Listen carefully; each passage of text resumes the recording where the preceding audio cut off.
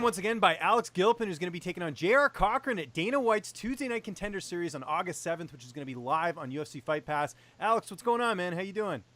I'm doing well, James. How about yourself? I'm doing very well. It's good to talk to you again. Now, what is Saturday typically for you? Is that like a rest day, or will you get in some training today?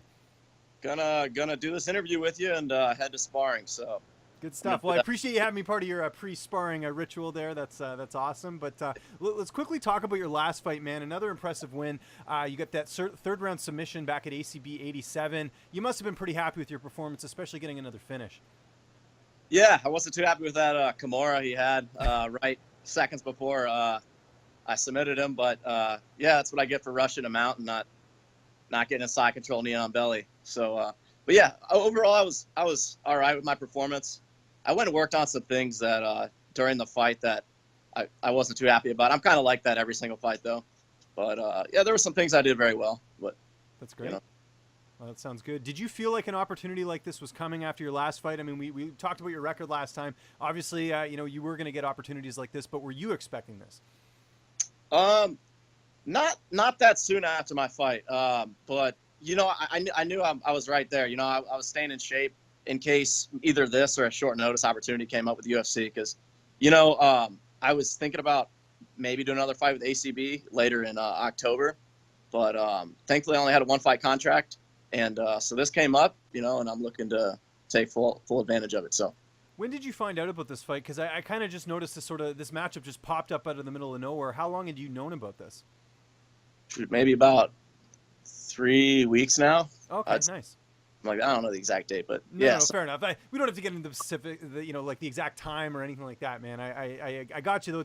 It's been a few weeks at least, which is good. It's not like it's like you have to quickly get things together type thing.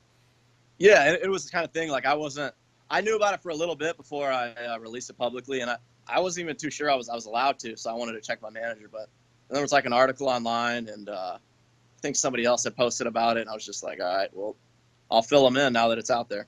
Yeah, no, that's great. Let's talk about your opponent, JR Coughran. He's got that 6-0 record. How do you feel like you match up against him? I think it's a perfect matchup for me. And he's tough, and he's got a lot of heart, and he's coherent everywhere. His wrestling background, I'm pretty sure. Not bad on the ground, and not a bad boxer. So I feel every facet of the game, though. I got the edge, and especially in my ability to blend the arts together in the transition. So. And the other thing I look at in this fight, too, is just the fact that you have, almost double the fights he does, and you fought in ACB like you fought on the big stage before. Do you think that'll help? Because, sometimes we see fighters, when they get on Contender Series, the nerves kick in, it's on Fight Pass, it's, dead quiet in there, you can drop a pin. Some fighters, it throws them off a little bit. Yeah, I think, I don't know that my experience necessarily is going to be too big of a deal. If you can fight, you can fight, You learn more from your fights than you do at practice or anything else, but this is going to be a different environment than I fought in myself. So I don't know that experience will be the edge here, but I just think the skill will. Okay. And what about training camp? Have you kept things pretty much the same as far as training partners and everything else?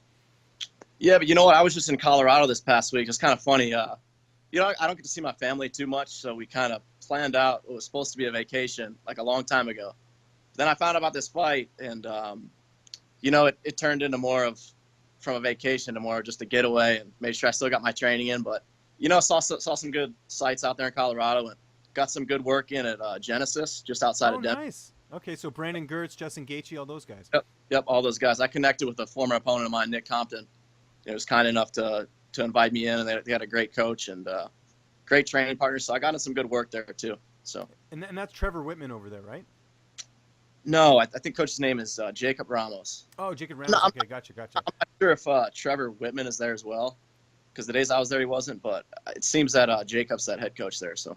Okay, no, that makes sense, because I know Colorado, they do a lot of cross training and stuff too, so sometimes it's confusing to keep track of who is where and everything like that. But let's talk about the weight cut. How is that going? This fight's coming up, in a few weeks, but I imagine you kept the weight low just in case something came up. Yeah, my weight's I don't ever get like too out of hand. I'm not those dudes that walk around 50 pounds more than they should. Especially those short notice opportunities that come up. I'm within 15, 20 pounds, and right now that's good for me. So. Have you been watching the Contender Series this season? Not too much. I watched the last week. I had a friend here out of Madison I was fighting out in Cunningham, but I haven't watched every episode. I sometimes I go back and just watch random fights on Fight Pass or whatever, and I see some of the episodes they air, but haven't been paying too much attention. And who's going to be in your corner for this fight? I'm going to be Josh Sterry, my manager, and then also one of my coaches, Damian Decora. So. Okay, good stuff. And how do you see this fight playing out on August 7th? I see a knockout or submission in the first 2 rounds. Nice. So, I like that. I just feel like, he's tough and he's got a lot of heart. And like I said, he really is good everywhere. This can be a good fight. I just feel like, and he handles adversity fairly well. See, like some of his fights, he kind of gets in a little trouble. But there's certain things you kind of get away with other guys, and you can't necessarily get away with me. So, I can finish the fight in a blink of an eye. So don't blink. Does it add a little bit more that he's undefeated to this matchup, that you can hand him his first loss? Not necessarily, man. Records aren't everything. Quite honestly, in my mind, I'm undefeated still. So, still salty about that crappy split decision I had. But right. It's not that they're just numbers. There's numbers on a piece of paper. I'm not too carried away. I think my two or three opponents I've fought were undefeated at the time I fought them. But it's not like something I put into a case or into a locket or something like that and get super. What's downtime looking like for you these days, as far as taking your mind off training and everything? Are you watching any TV or anything like that? Not too much TV. Like at night, I'll throw a movie on or something like that. What's a good movie you've seen recently?